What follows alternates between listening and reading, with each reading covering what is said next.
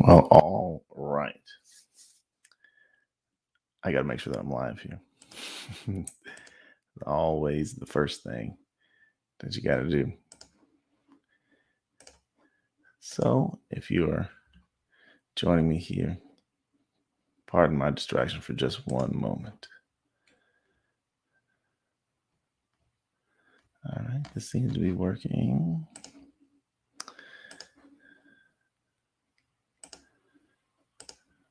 All right, so this is an interesting topic. I've been meaning to talk about it for a long time, really. And I started talking about it very briefly um, in an email that I never really followed up on. Oh, the other thing I want to say is I apologize for not having a haircut and not shaving. I just haven't had time to get cleaned up. But this is going to be an interesting conversation, and here's why it's going to be interesting. You've heard me say this before. You've heard other people say this before, and it's as true and now as it's ever been, and probably more. In 2023 and beyond, people will not be bored into reading your emails. They won't be bored into watching your videos, which I guess is why it's dangerous for me to have started this this way. They're not going to be bored into buying from you. They just won't do it. There's way too many other interesting things for them to pay attention to, and their dopamine system says, go pay attention to those things. And their urgent priorities are saying, go pay attention to those things. So in order for us to get the attention that we want and to maintain that interest over time and convert that interest, the attention and interest, into action and sales, we have to do more than just show up. We have to do more than just give benefits, more than just product descriptions. Those things are important, but it's going to be important for us to compete with some of the more interesting things out there. And so obviously you can't be as interesting as most of the shows on Netflix. At least most of us can't. But your copy needs to be interesting enough for people to want to pay attention to it and to be engaged with it and to begin to look forward to hearing from you, reading your stuff, even if they don't buy, but then also to get an emotional reward from buying. And so there are 13 entertainment factors, which we're going to talk about today. Some of them are more obvious. Some of them are less obvious. Some of them are more common. Some of them are less common. And all of them, you can use all of them. You can use many of them in the same marketing pieces or content pieces, and you should. So let's get into it. Now, let me first say this. When I say entertaining, a lot of times people think of being funny, comedian level humor. And that is a kind of entertainment. And I actually, there's differing opinions on this. A lot of John Carlton, for example, I think I recently heard him say or read him say, don't try to be funny in copy. It's dangerous. It can go wrong, and it's not worth trying. And maybe there's something to that. You had to be aware of the risk of that. But you also need to be aware of the risk of not being funny when you have the opportunity to do it. Because humor is a connector, a human connector, like almost nothing else. If you can make people laugh, they feel connected to you, bonded with you, they trust you more easily, and they look forward to hearing from you. That's if you're sending emails, if you're doing social media, if you're doing video content, video sales letters, even if it's, again, just a sales letter. You'd think, who would watch multiple sales letters from me unless I just keep trying to sell them something that they want? Well, you definitely need to sell them something they want. But there's that entertainment factor. So humor is just one of the factors. And it's probably the least important of the factors that we're going to talk about today. If you can pull it off, you should pull it off.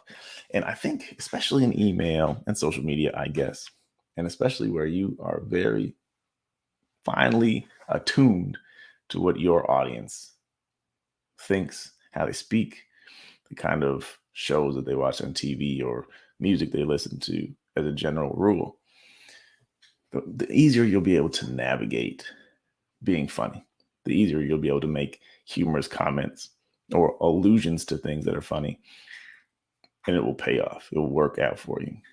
If you're in a market where you really don't have the nitty gritty details of what they think is funny, you have to be careful. But I think, especially again, in an email where it's kind of an intimate media, you have the opportunity to build a relationship. And over time, telling jokes, it becomes part of the personality that you're known for. And people rock with you. People enjoy that. They look forward to that and they enjoy that. Social media, obviously, it's full of funny stuff. We do that all the time, even when we're not trying to sell. And it works well for making people want to read your posts or check out your videos or your TikToks, right? Or whatever. And so humor is just number one.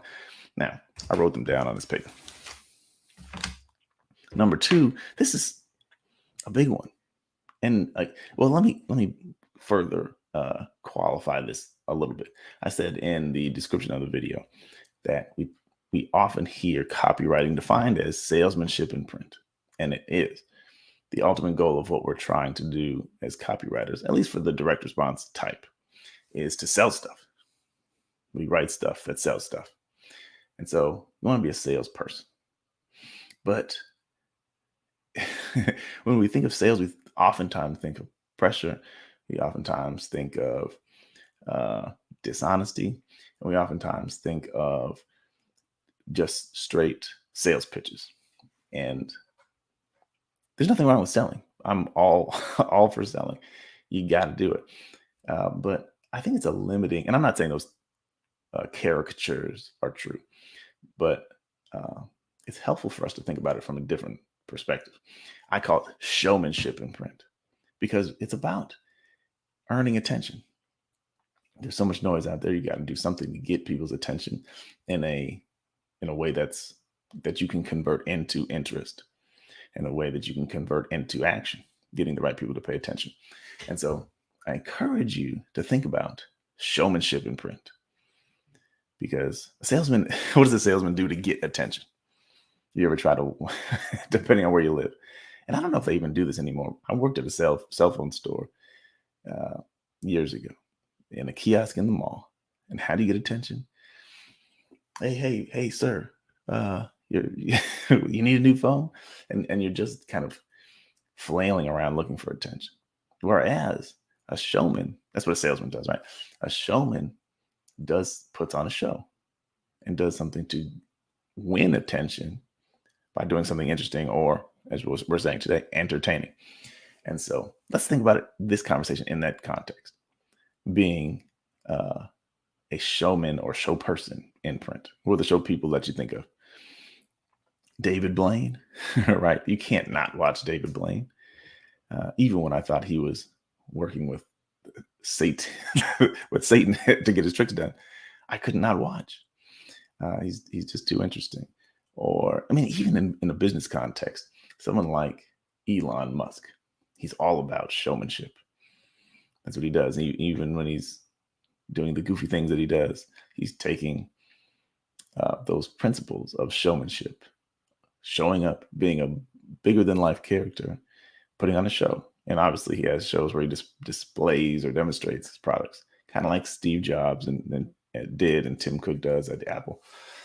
So showmanship, that's something for us I think it's a reframe that's important for us and helpful for us to win attention and turn it into action in 2023 and beyond. Okay, so humor is number one. Excitement is number two. So it's everyone is, you're talking to an audience where most people are really bored most of the time. They're bored to tears by all the emails they get, all the ads that they see. And that's part of the reason that we scroll social media, because at least it's interesting and it's funny and it gives us a break from the monotony and the tedium of everyday life. And so if you can make people excited with your copy, say something that gets them excited, you stand out from most of your competitors, most of the other junk. Because I guess when it comes to attention, you're not just competing with competitors, you're competing with every other message in the inbox, or every other ad on the website, or every other sales pitch that's coming. So do something that gets your ideal customer excited. What are they excited about?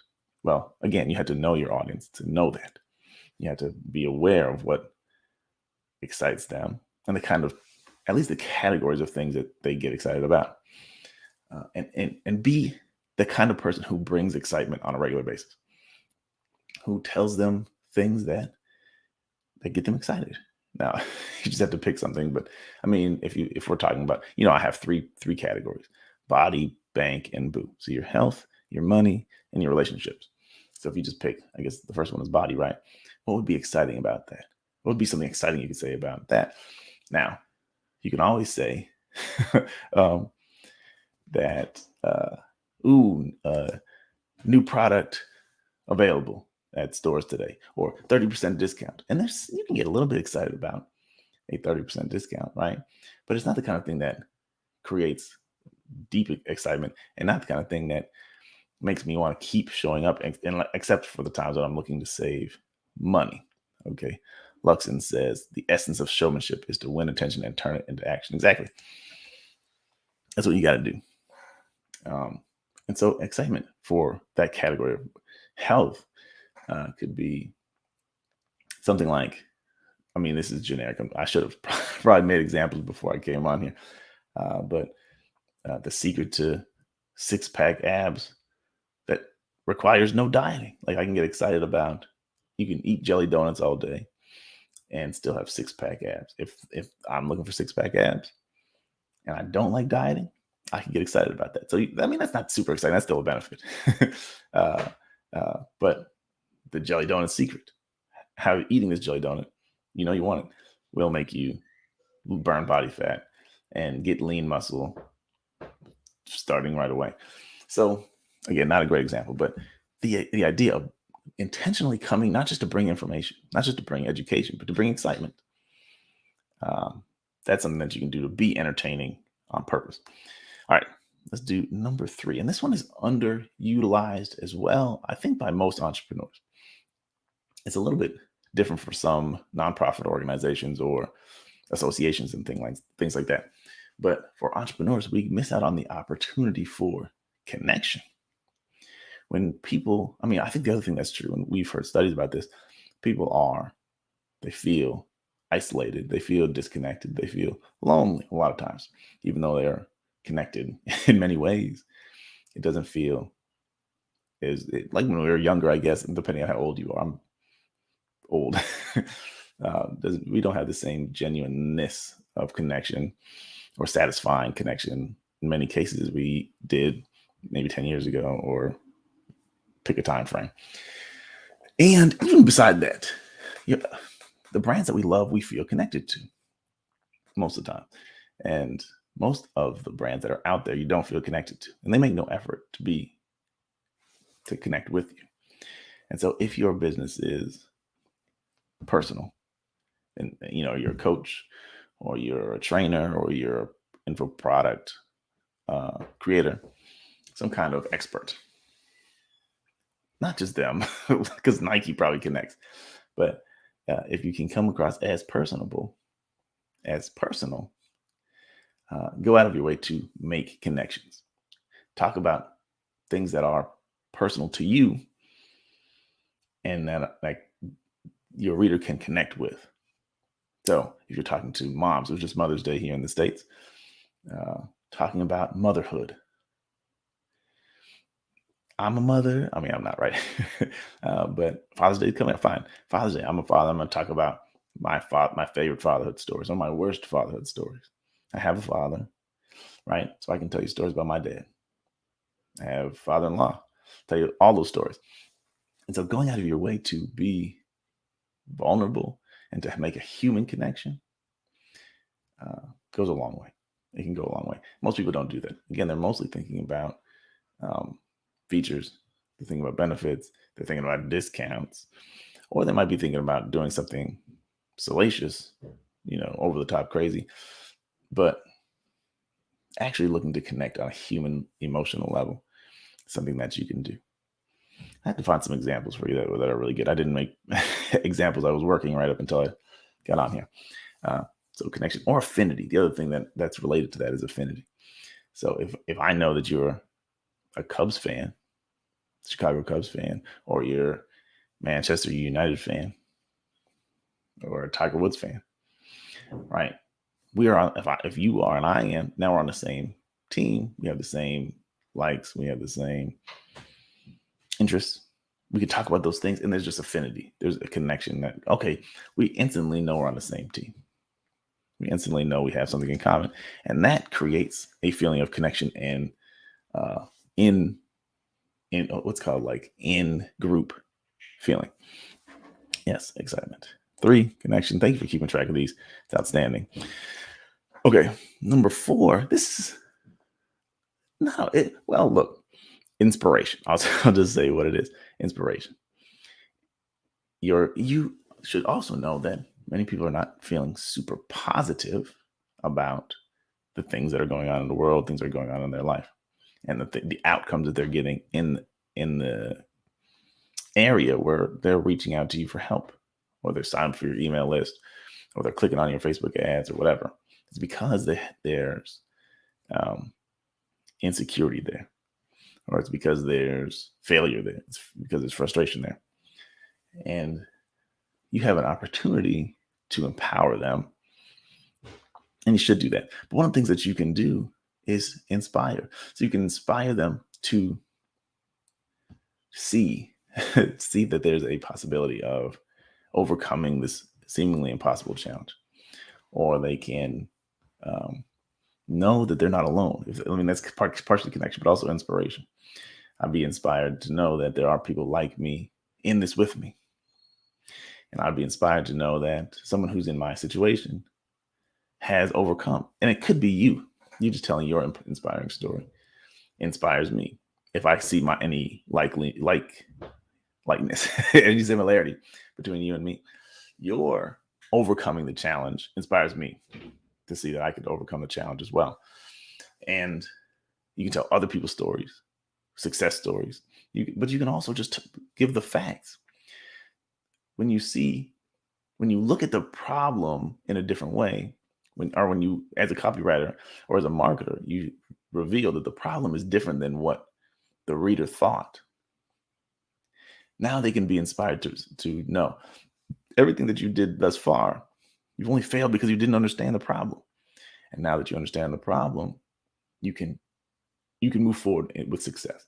And so it's inspiring. Think about these in categories. Again, I don't have great examples. I should have prepared them. I keep apologizing. I apologize for apologizing. But inspiration is important. Again, they're not getting it from many places. And if they got to go to YouTube to listen to David Goggins, who I love, by the way, to get motivated, great. We might not be able to be David Goggins, but you can be inspirational in your own way, in your own category. And it should be. Mo Dub, good to see you. All right. Thanks for keeping track again, Lux, and I appreciate that. All right. Watch this. This one is subtle, but powerful. And this can create long-term connection. The person who's reading or listening, whatever, the audience may not even really realize why they feel so connected to you after this. It's validation. If you help someone to feel, I'm right. I've been thinking this way, and you've just given me evidence that I'm correct, that I've been right all along, or that the characteristics I have, the approaches that I've taken, I've been making the right choices. I've been doing the right things. I am at my core right. I'm at my core making the right choice and doing the right things. That validation is super meaningful to, almost anybody. Certain audiences, I think, are maybe more susceptible to that. I say susceptible, I don't mean in a negative or manipulative way, but they need validation more. Certain people have higher insecurity, and so validation removes the insecurity, or at least decreases it, and then they respond more to validation. But it could be anything. Just, if there's something that's controversial topic, pick something. Whether TikTok should be banned or not. Right. And now you come in and but your audience is all for keeping TikTok available for everybody. Because as of today, I think yesterday, Montana banned it in the United States. That particular state says no more TikTok as of the new year, whatever. So there's going to be people who are on both sides. Some people who say, good, we need to get rid of this. And some people say, this is an attack on my free speech and my ability to be a creator and all those things. If you know which side your audience leans toward, or if you want to make sure that you're talking to one particular side, then you just give validation. See, there's a lot of crazy thoughts swirling around out here. We know, though, that this isn't right. We know that as Americans, we have the ability, and we should have the ability, we have the constitutional right to free speech, free access to media, whatever. I'm making up as I go. But you know that they already feel that way, and you know that they feel under attack by other people. They're at odds with other people. So you're connecting with them, you're showing affinity with them, but also you're validating. You're not crazy. You're not wrong. We're in this together.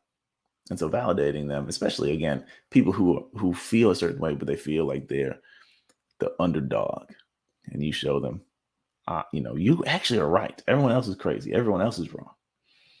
In your copy and in your messaging, that kind of a message will, it validates, creates connection, and then that person feels bonded to you, and they look to you to validate them in the future. Anytime they feel insecurity, anytime they feel under attack, they may look to you as a person who can pick them up and help them carry on. And so that's a great tool for us. We don't think about that. We don't really do that, but we should. Okay, that was number 5.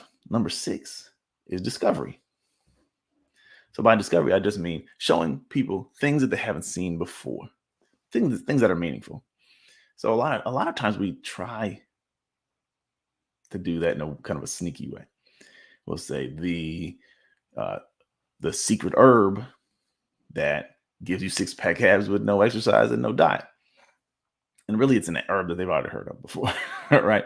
But we try and dress it up as something different. We call it something different. Those things are fine tactics. I don't have a problem. I'm not saying you can't do that. And actually, I do it too, right? We call something different because we have to get someone to receive the message, go far enough along, not with the curiosity factor, until they get the proper information to know, okay, this is right for me. Now you may be able to really reveal to them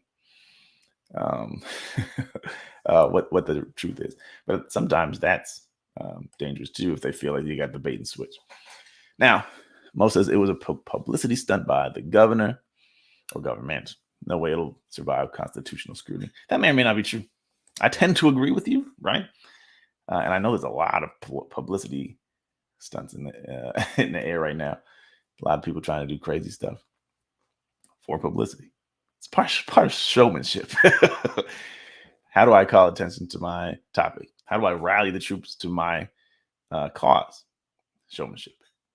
And so we'll see if it stands. I don't trust anybody in government anymore. Nobody. So we'll see what happens. I don't know. Okay. But discovery is you bringing a real novel piece of information to your audience so that they know. Here's the main point that I want to say with this. They know when they read your copy, there's a good chance they're going to learn something new. They're going to get a different perspective. They're going to get a hidden backstory that they never heard before. They're going to get details that nobody else knows. And they're going to now be smarter and more empowered because they read your copy, they read your email, they watched your video, they sat through your live stream. So this is entertainment. Why? Because we sit and watch documentaries. We do. They're very popular because we want to learn something new. We want to be smarter. We want to feel smarter. And so if you can be one of the sources where people can get information that makes them feel smarter, then you win. And that's how you retain long-term readership. And that's a lot of what I'm talking about here today. You won't necessarily put all of these in one sales letter trying to make one sale, but in your overall copy and marketing strategy, long term, how I bring someone in lead generation, through the funnel, through front end sales, through upsells, through long term customer value, lifetime value. What am I doing to maximize that? I should have said that early. What am I doing to maximize that? I'm bringing these forms of entertainment over time. But also, each of these things can be on the front or the top of the funnel because you have different appeals to bring people in and see what works best. In different places, different things work, different sources of traffic, different appeals work. And so you got to have all of these in your toolbox. Discovery is big. And I think this is something that people do, but we don't necessarily think about it in those terms. How can I add value in a way that makes my customer, my should-be customer, feel smarter, whether they buy or not? Now, I'll counterpose that. It's not even a word, is it? I'll put the other side. The other side of the argument is you don't want to educate them too much. You get them to feel smarter, but you don't want them spending a lot of time thinking about the depths of your topic. Mostly not when you're in selling mode, because selling is an emotional experience. Show them that there is something new. Give them a taste of the new thing. You're now feeling smarter already, but you probably can't take advantage of it until you buy my thing. You can play with it however feels right to you, because you may feel like that's manipulation, and maybe is a little bit. I think that kind of manipulation is morally right, though, because I'm getting you to a place where you can take action that's good for you. And if that takes me teasing you right to the edge of taking action and then leaving you nothing to do but take action, as long as the action is good for you, I feel good about that. So that's discovery. Almost halfway through the list. Now, Mo says they don't want the law, they want the issue for content. It's evergreen for them. Oh, yeah, that's hilarious. They're doing what we're talking about. They're being showmen in media. And you're right, it's content. It's a rallying cry. Let's get all the people on this side of the issue. Let's galvanize that force. Get everybody voting in the right way. Get everybody donating in the right way. The way, by right, I mean my way. Whatever it is that they're trying to do, and then keep hold on the power that you got. All right. Now we've been talking about this one a little bit. Number 7. No, I'm lying. We haven't talked about this one yet. I'm skipping ahead. The one half for number 7 is nostalgia. Now I found a statistic from Google, like a Google study. It was like something like 77%. I can't remember the number. 77% of people watch YouTube for nostalgic reasons. Does that mean it's good for selling? That doesn't mean anything other than this is a desire that a lot of people have. Everybody has. We long for the good old days, the simpler times. And if you can tap into nostalgia, you make people pay attention. You make people stick around. You make people want to come back. And so you can use that in your copy. Again, you have to know your audience. What is it that they, from their youth or whatever period of time you want to tap into, what can you talk about that will take them right back there and have them feeling the good feelings? Oh, yeah, I remember that time. And then they have a flood of good emotions and good memories, and they link that back to you. And that, again, that connects. They feel a connection with you. They feel an affinity with you because we have the same memories. We have the same experience. We're on the same team. And so nostalgia is powerful. That's just mostly by bringing up old-timey stuff, TV shows, songs, or just common activities. You remember when you were a kid and you used to ride the bike all day and you and your friends, you never came in the house, right? You were out all day. Your mom had to track you down to bring you in the house for dinner. And, just stories like that. Now take everyone who had that experience back and they remember those were days when I felt free. Those are days when I felt happy. Those are days when I wasn't distracted by things that didn't matter. Those are days when my relationships were pure, whatever. And they have good feelings and they link those back to you. So it's entertainment. Because again, that's part of the reason we watch movies, the period films. uh, like this nostalgia is thinking back on old times. We love soundtracks with songs that we remember from our childhood or from our teenage years when life was good. So nostalgia is powerful. Okay, so then the eighth one is the one that we've been talking about, curiosity. I think we don't think about it often enough.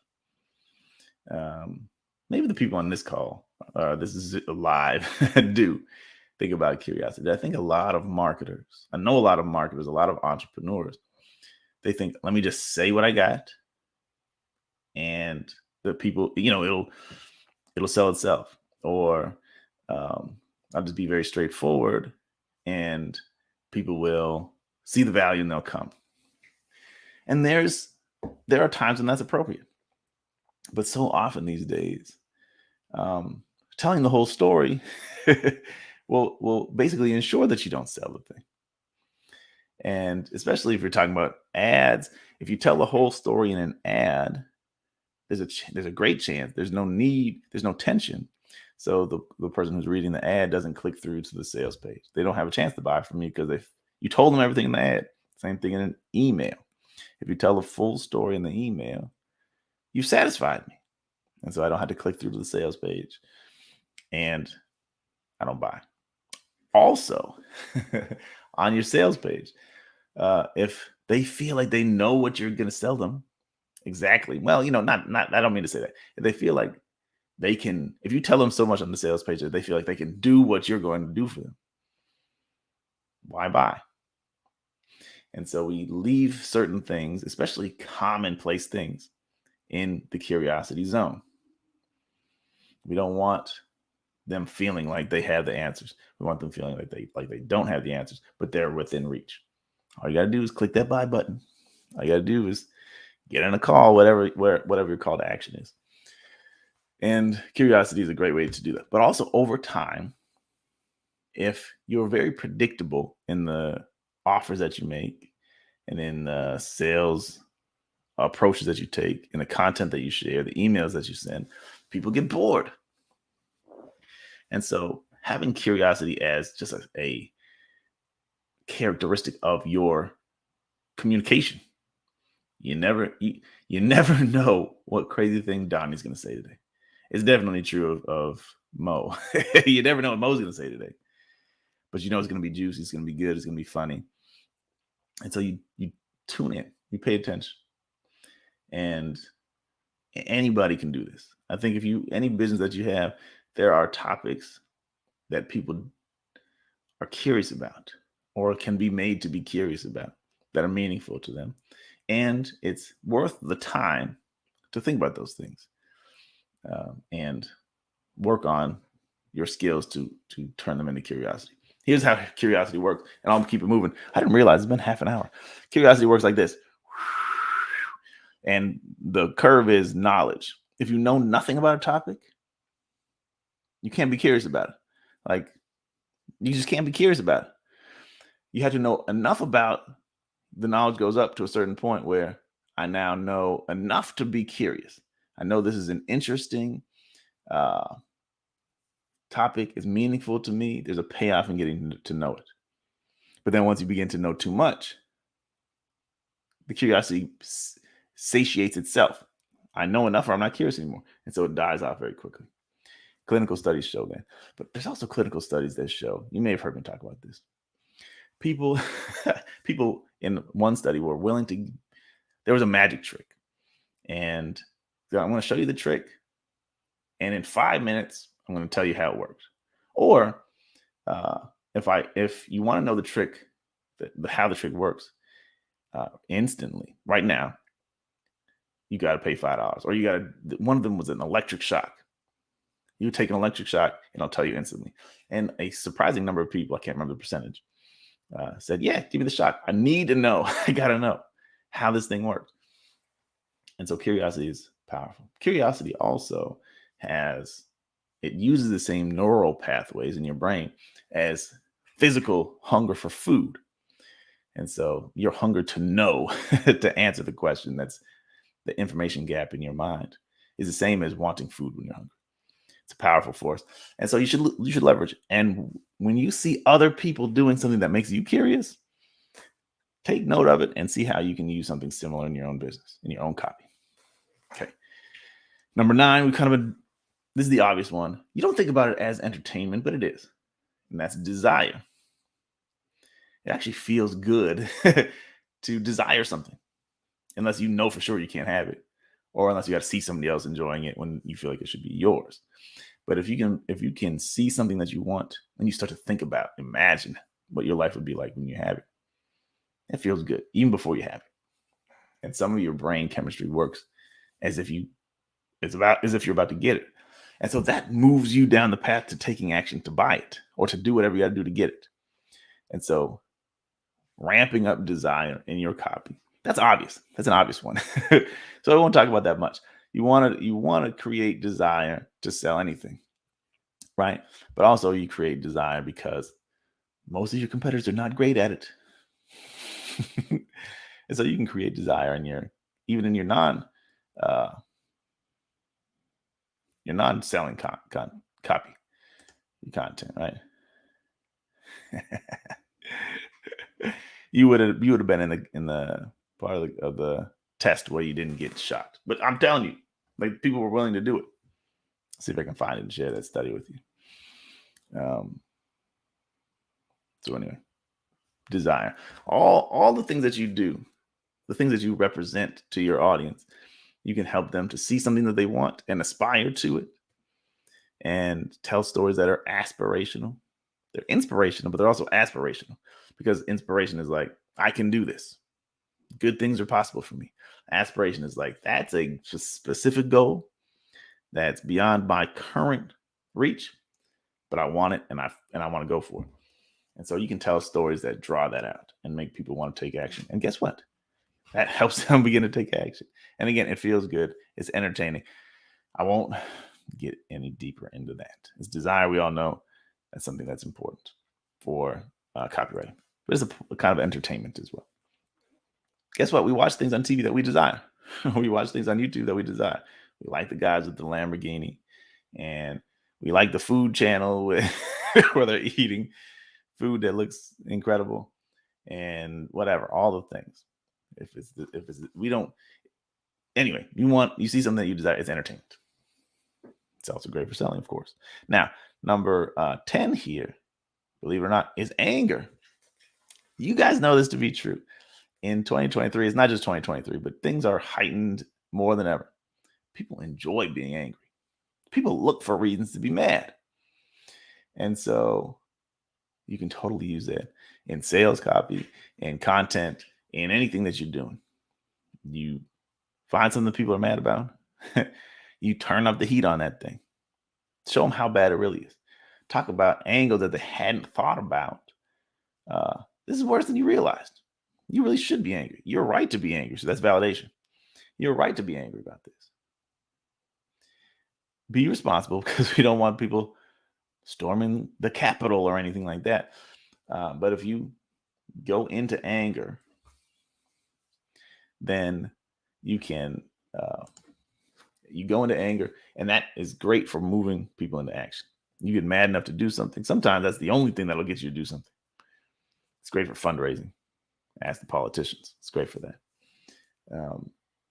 But if you're angry about your own situation, you're angry about the way somebody's treating somebody else, or you're angry about how someone's getting over on you, right?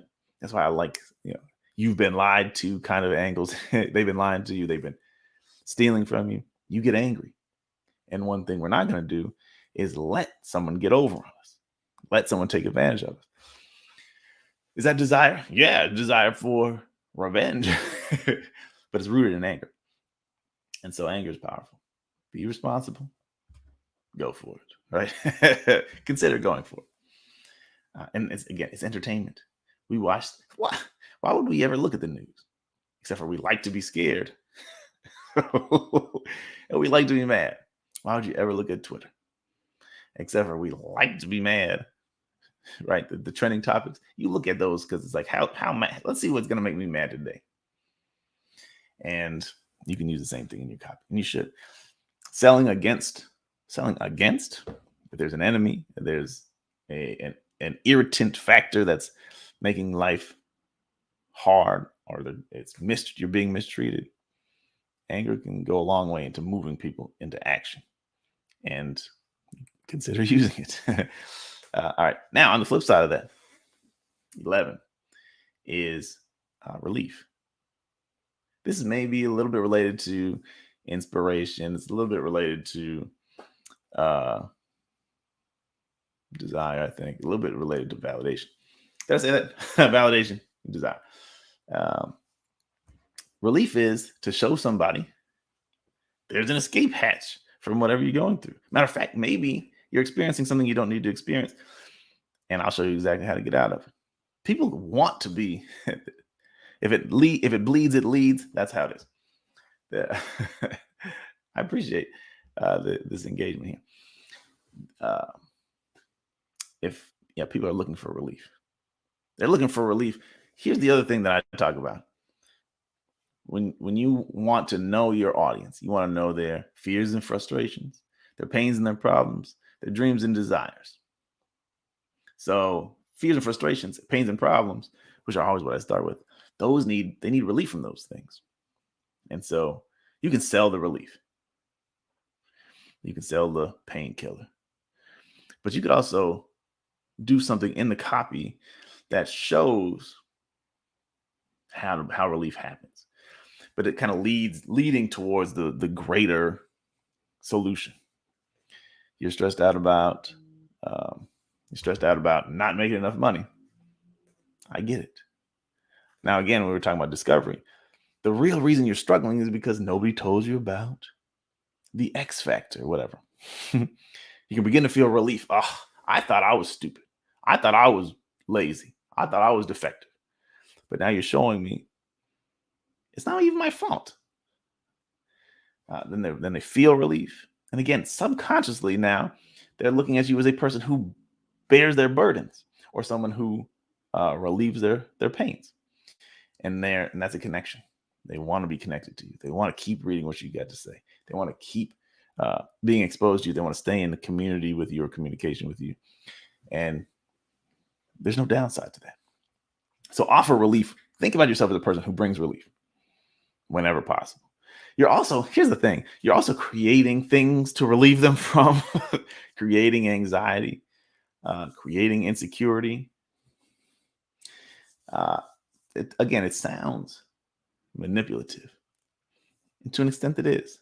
But again, people take action when it's too uncomfortable not to, or when the desire is too strong not to. And so you have both weapons. If you can help someone to see the situation is worse than they think, they can feel anxiety, they can feel insecurity enough to take action. And then you can show something. This is so good. Your outcomes can be so much better. The transformation of your life is going to be worth any price. And then they'll take that. So you got two different ways of playing it. So anyway, relief. You're playing both sides, creating anxiety, but relieving anxiety. But you also can relieve anxiety that they already have. And you should know about those things that they want relief from. Do that by getting in touch with your audience, studying them, talking to them, seeing what they respond to. It'll tell you a lot. All right, two more. And we've been talking about this also, but I'm going to say it. Obviously, stories are entertainment, period. Movies are stories. TV shows are stories. Songs are stories in many cases. It's pure entertainment. And all of us can do better. I don't know anyone who's a perfect storyteller. I know some good ones. And I'm always trying to get better. And I think all of us can stand to do that. And also to think about how to use stories strategically to create particular. You're not just telling a story to tell a story. And you're not just telling the story to make a point, because the moral is important. But you're telling stories also to put people in a particular frame of mind, in a particular emotional state where they're ready to take action. And they see the moral of the story as imperative for them to do. Different scenarios require different stories, different audiences, different offers. You need different stories. But think about stories. I'm going to be a storyteller to whatever extent that makes sense. And there's a story in anything. There's stories in plumbing. There's stories in water, right? I got a water bottle here. What's the story behind this? Well, if you ever seen some of these high-end waters, Fiji, for example, this house that we bought was owned by, we bought it from an executive at Fiji. So when we bought the house, we got a bunch of bottles of water. We got a fridge and all this stuff from Fiji because they just left it here. But the story in Fiji is it comes from this exotic island. Humans have not defiled this place. Pollution isn't affecting the water.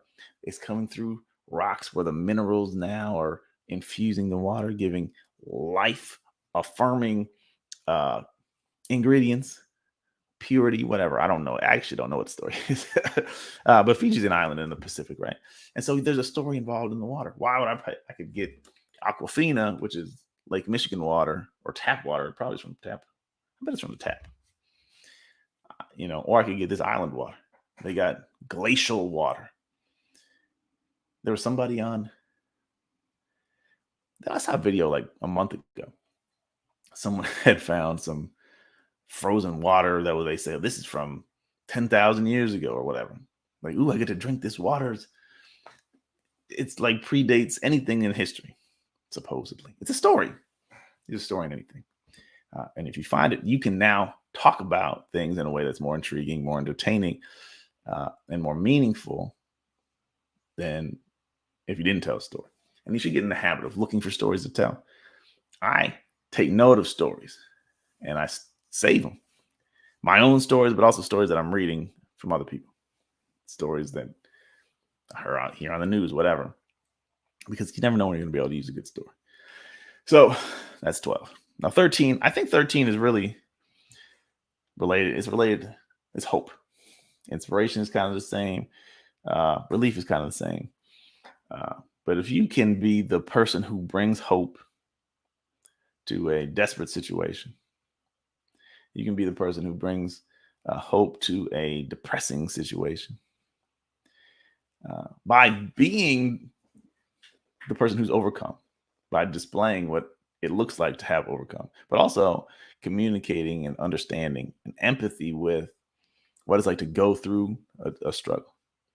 I understand. I've been there. I know what it feels like, but I've also overcome, and I can show you how to do it too. So again, that's kind of inspiration. So maybe I cheated on this number, but hope. Be a person who brings hope. You should regularly do that. And so again, in a day like today, when there's so much negativity, and there's so much anxiety, not just talked about adding anxiety, but there's so many things that are pushing us down emotionally. If you can be a person who lifts up on a regular basis, it's intermingled with all these things, but lift up with hope. Inject hope into situations. Bring light to situations that are dark. Then you're going to be, again, the kind of person who others look to. I want to be around hopeful people. I want to be around optimistic people. And I want to read copy. I want to watch videos from people who can make me feel more hopeful about my own future and about America's future and about the world's future, my family's future. And so you can do that. Now, how do you do that? Again, it depends on your situation, your audience, and your offer. Well, water. If you drink this water, you can live 100 years instead of 80 or 85. Now is that super hopeful? No, you're gonna probably have to frame that in a story or scientific studies or both, right? Here's all the data that shows you can have life past 100. You can have, vibrant health. You can recover from chronic sickness. All these things are possible and within reach. All you gotta do is pay $19.99 plus shipping and handling to get my glacial water. Anyway, those are the 13. Humor. I don't have 13 fingers, so I won't count. Humor, excitement, connection or affinity, inspiration, validation, discovery, nostalgia, curiosity, desire, anger, relief, story, and hope. I probably meant to say fear. I kind of talked about it. We watch scary movies for a reason, you know. We watch Britney Spears because for a reason, because there's some scary stuff going on there, and so I think I use fear a lot these days. Actually, it's a little bit harder. Like you got to be more sensitive because people can freak out and freeze. You don't want to take people too far into fear, but you can use fear to get attention. Something that's scary, you automatically pay attention. So it's great for attention. Is it entertaining? Sure, but again, with copy, you got to be careful to reel it back. There's something scary out there, but let me relieve that fear. There's something scary out there, but there's a sure way to defend yourself, protect yourself from this thing. So I guess fear is the bonus, number 14. All right. So those are the 13 things. I hope this has been helpful. I know I should have had better examples. I didn't bring any, but are there any questions related to this?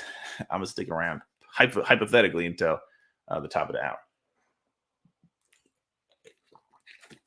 Thank you again for the comments, the keeping track of these 13 factors. Now, let me say something about this. Facts tell, stories sell. It's true. But did you know? You know this, but I'll say it for the people in the back who don't know. We automatically contextualize, forgive the weird word, we automatically put things in story terms. Now, when you tell a story, you make it easy for me because you're giving me the story. So you're controlling the narrative for me in a more intentional way. But if you tell me a fact, I'm going to tell myself a story. That's just how we work. Right? Watch this. If let's say your wife, she was at a meeting. She's out with her sister, supposedly. And she said, "Okay, baby, I'm gonna be back at 1:00. We're just down at the little cafe over there. We'll be right. What's a 3-minute drive? You want me to bring you something back when I come?" "No, baby, I'm good. I'll see you at 1:00. And then she comes in the house. She doesn't say nothing to you. She doesn't say anything to you. But it's 2:45. She she always comes home with a bag of leftovers. She doesn't have no bag. I'm not sure those are the shoes she was wearing when she left. Those are the facts. You tell yourself what that means. Right? You tell yourself what that means. You don't actually know. You have no way of knowing. But your brain doesn't know that you don't have a way of knowing. Your brain says, "Aha! I always knew there was something about that lady. I always knew that she was secretly taking aerobic class. She was taking spin class behind my back, trying to make me look bad because she can lose weight and I'm getting fatter by the day," right? That's a whole different story. Even different. That's a different story than the one that you told yourself because you thought I was going to tell you a different story. That's how the brain works. And so facts tell, stories sell, but facts turn into stories. The only thing is you don't have as much control over what the story is. And plus, if you make people work harder, it doesn't work as well. So anyway, I agree. Facts tell, stories sell. You should tell stories. Obviously, that's a point that I was making. But it's also true that the facts as perceived tell a story, and you can contextualize. Right. So there's that. Now, any questions? Yeah. I don't see any questions, but so I don't have to belabor the point. I haven't done a live stream in a couple of weeks. I'm going to try to start doing these weekly. I have some guests in mind. right? I have hopefully next week a deep dive into some artificial intelligence stuff. I know that's a hot topic, and I'm dabbling. I haven't been able to get deep into it. Haven't found my way to do that, but I'm going to bring somebody on. I hope we're going to try to make the schedules work. Who spends a lot of time using multiple tools for copywriting and for content creation, uh, like coursework, but also like content for content marketing. We're going to hopefully bring him and talk about AI, talk about how you can use it to streamline your work, come up with new ideas, make your products faster and more robust, or come up with ideas that you wouldn't have had otherwise. So it's going to be fun. I'm going to try and do this regularly. And that's it. So if there's no other questions, if there's no questions, I guess nobody has any questions. I'm going to be up out of here. I appreciate y'all. Mo, Luxon, I hope I'm saying the right name. Odiasi, Luxon Odiasi. Odiasi. Appreciate y'all hanging out, engaging with me, keeping this fun and fresh. And I'll hopefully see y'all next time. And anyone watching the replay, appreciate you watching this very long video. And I appreciate I'm trying to stay focused. There's a lot of distractions happening over here, but thank you for that. And that's it. Oh, I've never ever one time asked this, but I'm going to ask it here because that's what everyone does. If you like the video, click the like button. If you're not subscribed, I would love it if you'd subscribe. And if you know anyone who could use this information, who would benefit from it, who would get a chuckle from it, help me to entertain them. Share it with them, and then I'd appreciate that. Mo, good show. I appreciate you saying that. Appreciate you being with us. Luxon, we're glad you enjoyed, and thank you again for keeping track of all these, all 13, so that someone who's skimming through the contents, they can actually have the comments. They can skip the video if they like and just get all 13. So I appreciate you. Oh, you're just starting out as a copywriter. Great. Well, we can talk about. We're not gonna do it right now because there's a lot of conversation around that. But stick around. We can talk about all that stuff. Also, Luxon, I don't know if you know about this. I'm not going to talk about this. I'll comment on LinkedIn here, and we'll carry the conversation forward. Y'all have a great day, great weekend, and we'll talk soon.